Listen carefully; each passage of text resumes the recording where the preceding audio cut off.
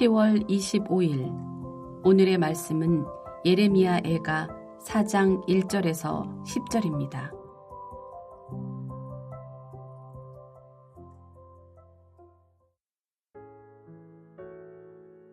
슬프다. 어찌 그리 금이 빛을 잃고 순금이 변질하였으며 성소의 돌들이 거리 어귀마다 쏟아졌는고. 순금에 비할 만큼 보배로운 시온의 아들들이 어찌 그리 토기장이가 만든 질 항아리같이 여김이 되었는고. 들깨들도 젖을 주어 그들의 새끼를 먹이나 딸 내 백성은 잔인하여 마치 광야의 타조 같도다. 젖먹이가 목말라서 혀가 입천장에 붙으며 어린 아이들이 떡을 구하나 떼어줄 사람이 없도다. 맛있는 음식을 먹던 자들이 외롭게 거리거리에 있으며 이전에는 붉은 옷을 입고 자라난 자들이 이제는 거름더미를 안았도다. 전에 소돔이 사람의 손을 대지 아니하였는데도 순식간에 무너지더니 이제는 딸 내 백성의 죄가 소돔의 죄악보다 무겁도다. 전에는 존귀한 자들의 몸이 눈보다 깨끗하고 젖보다 희며 산호들보다 붉어 그들의 윤택함이 갈아서 빛낸 청옥 같더니 이제는 그들의 얼굴이 숯보다 검고 그들의 가죽이 뼈들에 붙어 막대기같이 말랐으니 어느 거리에서든지 알아볼 사람이 없도다. 칼에 죽은 자들이 줄여 죽은 자들보다 나음은 토지 소산이 끊어짐으로 그들은 찔림받은 자들처럼 점점 쇠약하여 가미로다. 딸 내 백성이 멸망할 때에 자비로운 부녀들이 자기들의 손으로 자기들의 자녀들을 삶아 먹었도다. 금요일 새벽 말씀의 자리에 앞에 나오신 모든 분들을 주님의 이름으로 축복합니다. 예레미야가 4장 1절에서 10절의 말씀은 이스라엘 백성이 겪은 그들의 영적인 변화, 그것을 우리가 살펴볼 수 있습니다. 하나님의 심판 아래에서 그들이 어떻게 달라졌는가. 분명 그들은 과거에 하나님의 특별한 은혜를 받았습니다. 하나님과 언약 관계 속에서 하나님의 영광 가운데 그들이 존재하였습니다. 하지만 이제는 하나님의 심판 속에서 극심하게 고통과 비참한 현실 가운데 전락해버린 그들의 모습이 무엇인지를 오늘 본문 말씀을 통해서 아주 생생하게 그려주고 있습니다. 그래서 오늘 본문에서 반복적으로 등장하는 중요한 개념 중에 하나가 뭐냐면 바로 이전과 이제는 이라고 하는 시간의 대비입니다. 이 시간의 대비 속에서 이들의 영적인, 육적인 대비가 아주 명확하게 드러납니다. 이전에 이스라엘은 하나님의 선택된 백성으로서 아주 정금처럼 귀하고 존귀한 존재였습니다. 그러나 이제는 그들의 죄악과 불순종으로 인해서 하나님께서 내리신 심판을 고스란히 받게 되는 처참하고 비참한 상태로 전락해버렸습니다. 따라서 우리는 이러한 차이가 어떻게 이스라엘 백성이 이렇게 영적으로 피폐해져 버렸는지, 그것이 오늘 우리의 신앙생활 속에서 어떠한 교훈의 말씀 주시는지를 우리가 생각해보며 묵상하는 시간 되기 원합니다. 첫 번째, 이전의 영광으로서의 하나님의 특별한 백성이었습니다. 오늘 본문에도 보시면은 1절에서 금이 빛을 잃고 순금이 변질하였으며 라고 말합니다. 금과 정금은 하나님 백성으로서 이스라엘 존귀함을 상징합니다. 이스라엘 백성은 하나님의 거룩한, 하나님 택함 받은 민족이었습니다. 영광스러운 존재였습니다. 하나님의 특별한 인도와 보호하심을 받았습니다. 그들의 삶은 풍요로웠습니다. 왜요? 하나님과의 관계가 친밀했기 때문에 그렇죠. 2절에서는 그들을 순금에 비할 만큼 보배로운 시온의 아들들이라고 지금 묘사하고 있습니다. 이 표현은 이스라엘 백성이 하나님 앞에서 얼마나 소중한 존재였는지를 말씀해 주십니다. 하나님께 직접 선택하여 세우신 하나님의 거룩한 백성이었습니다. 하나님의 임재가 그들 가운데 함께하는 백성님들이었습니다. 그들의 삶 가운데는 하나님께서 주시는 그 은혜, 그 축복이 함께 있었습니다. 하나님의 법을 따르고 하나님과 언약 관계에서 지키며 살아갈 때 그들은 세상 속에서 특별한 존재로 서 있던 것입니다. 이전의 상태는 한마디로 영적인 풍요로움과 그들의 존귀함이었습니다. 하나님과의 관계 속에서 임한 것이죠. 그들에게는 화평이 있었고 그 가운데 번영이 있었습니다. 그러나 이제의 비참함이 임합니다. 이제의 비참함. 죄와 심판으로 인한 그 파멸이 무엇인지 아주 강력하게 하나님의 공의가 드러납니다. 그러나 이제는 그들의 모습이 완전히 달라졌죠. 죄악과 불순종으로 인해서 이스라엘은 하나님의 심판 아래 놓이게 됩니다. 그 결과 아주 비참합니다. 오늘 본문에도 보시면은 들깨들도 젖을 주어 그들의 새끼를 먹이나 이 딸 내 백성은 잔인하여 마치 광야의 타조 같도다. 들깨조차도 새끼에 젖을 줍니다. 근데 예루살렘의 그들의 모습들은 어떠합니까? 하나님의 심판 얼마나 심각합니까? 이 타조는 고대 중동에서 잔인한 동물 중에 하나로 여겨졌습니다. 여기서는 서로 관계의 사이가 비인간적인 상황 속에서 인간성이 파괴되어 버린 상태, 이웃 간의 연대와 사랑이 모두 다 무너져 버린 상태를 말합니다. 이 4절에서 보시면은 기근과 전쟁으로 인해서 이 어린아이들, 이 젖먹이 어린아이들이 지금 어미로부터 지금 젖을 공급받지 못합니다. 아무런 죄 없는 무고한 어린이들마저도 그 심판의 대상 가운데 들어갑니다. 그러니까 인간의 죄, 그들의 불순종, 그들의 우상 숭배, 이것이 자신에게서 받는 죄의 대가가 아니라 자신의 가정과 무고한 어린아이들까지도 영향을 미치게 되는 그러한 상태를 보게 됩니다. 5절에서도 부유하게 살던 자들, 그러한 자들 지금 외롭게 거리에 나앉았다. 이전은 붉은 옷, 색동옷, 채색 옷처럼 그런 옷을 입고 다녔던 자들도 이제는 거름더미에 앉았다. 부한 자들이나 가난한 자들이나 상관없이 모두 다가 육적인 궁핍함 속에서 지금 나아가고 있다는 것입니다. 결국 하나님의 심판 앞에 모두가 동일한 처지에 임하게 된다는 것이죠. 이러한 상태 속에서 임한 자들, 그래서 2절처럼 이제는 시온의 아들들, 아주 그 정금 같은 승군가에 비할 만큼 보배로운 자들이 토기장의 손으로 만든 이 질그릇처럼 아무런 가치 없는, 아무런 존귀함 없는 이러한 질그릇 같은 존재로 되어버렸다라고 하는 것입니다. 왜요? 하나님과의 관계가 끊어졌기 때문에 그렇습니다.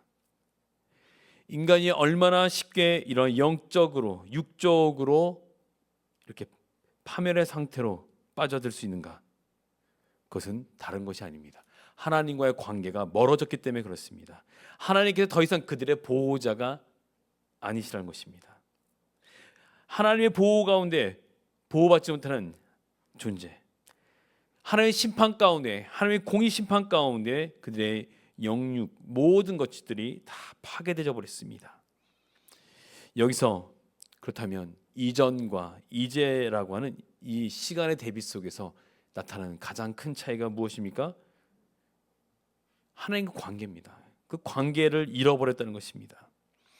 이전에 하나님과의 바른 관계 안에 있었기 때문에 그분의 은혜 가운데, 그분의 보호하심 가운데, 그분의 자비와 긍휼 안에 살았습니다. 그러나 이제는 그들의 죄악 속에 머물러 있기 때문에 그 결과로 인해서 하나님의 보호가 아닌 하나님의 심판의 공의 가운데, 그 진노하심 가운데 받게 됩니다. 왜 이들이 이렇게 된 것입니까? 왜 이들이 이렇게 비참한 상태가 된 것입니까? 그 이유는 바로 단 한 가지, 하나님의 말씀에 불순종했고 하나님보다 더 사랑하는 우상을 사랑했던 우상 숭배에 빠졌기 때문에 그렇습니다. 하나님께서 금지하신 우상을 섬기고 하나님의 언약 관계, 사랑의 관계를 저버리고 다른 사랑의 대상을 찾아 관계를 맺었기 때문에 그렇습니다. 영적인 간음, 그들의 영적인 타락은 윤리 도덕적인 실패가 아니라 하나님의 거룩하심, 하나님의 언약적 사랑을 파괴시키는 영적인 반역이었던 것입니다. 우상 숭배로 인해서 하나님과의 관계 모든 것들을 깨트리며 더 이상 하나님을 의지하지 않아도 되는, 세상의 것들을 의지하고도 우리는 살 수가 있다라고 하는 그들의 관점, 그들의 생각, 다른 민족들의, 이방 민족들의 신을 따르고 그 안에서 평안을 찾고자 구했던 것들, 그래서 세속적인 것들의 마음을 빼앗겨 하나님 관계가 더 이상 필요 없는 바로 그들의 상태, 그것을 말씀하신 것입니다. 그것을 뼈저리게 경험시켜 주시는 것입니다. 그렇다면 어디에 소망이 있습니까? 하나님의 공의와 자비, 하나님의 공의 속에 우리는 심판 속에 소망을 바라볼 수 있어야 됩니다. 여기서 하나님의 심판은 그저 절망으로 끝나지 않습니다. 오늘 하나님의 공의 심판 가운데 임하지만 이스라엘의 그 죄악의 대가로 심판을 받지만 하나님은 그들을 완전히 버리지 않으셨습니다.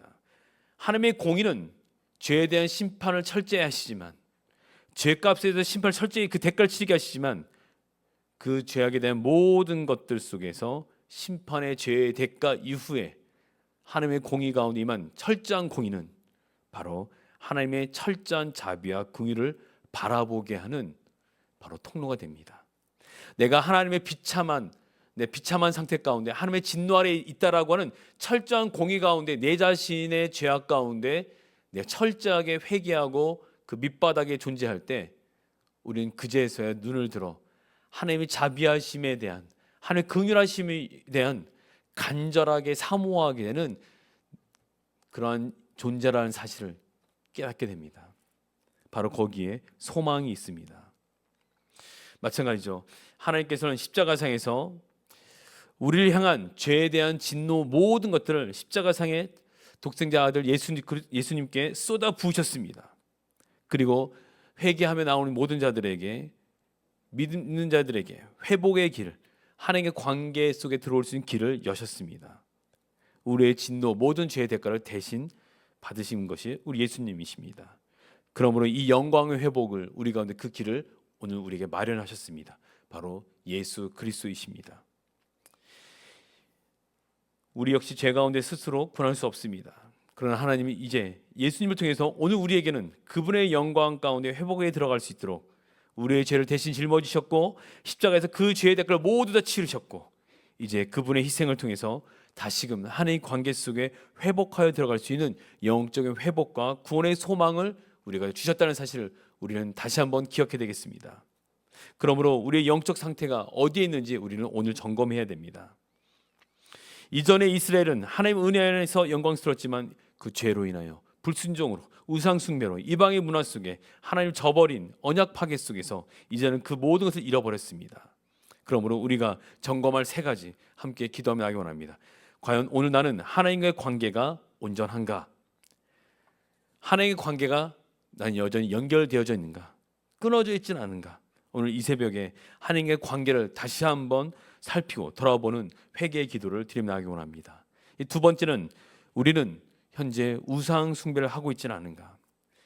하나님이 아닌 우리의 마음이 다른 것을 향하여 우리의 마음이 빼앗겨져 버려 나아가고 있지 않은가? 물질적인 것들, 인간의 명예, 어떤 관계적인 것들, 다른 어떤 것들이 하나님보다 더 중요한 내 마음의 자리에 존재하고 있지 않은지 점검해야 되겠습니다.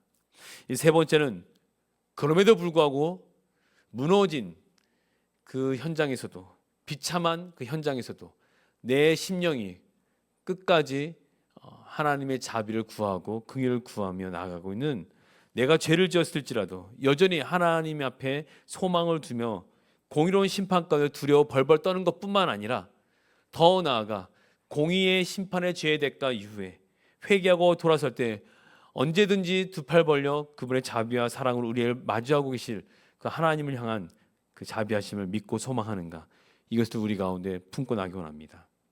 그래서 예레미야가 4장의 말씀처럼 이전의 영광과 이제의 비참함의 이 시간의 대비 속에 하나님의 관계 속에서의 그 출발이 이 대비를 만들어냈다라고 하는 것을 기억하면서 하나님의 관계의 올바른 회복, 그가 나기 원합니다.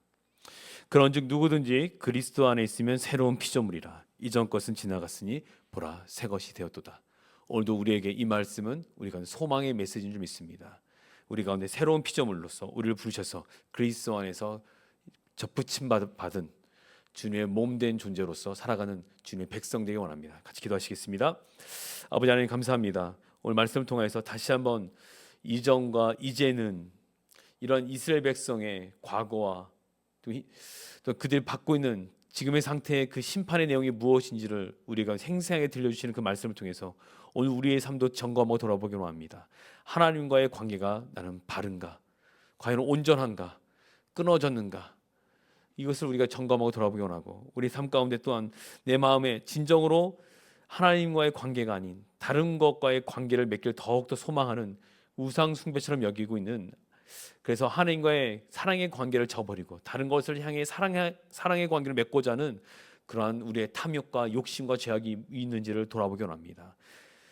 그럼에도 불구하고 그러한 우리가 여전히 죄인의 상태로서 여전히 내 죄악 가운데 존재하고 있지만 과연 그 가운데서도 그 밑바닥의 영적인 밑바닥의 상태 속에서도 여전히 하나님 자비하심과 긍휼을 바라보며 소망하고 있는가?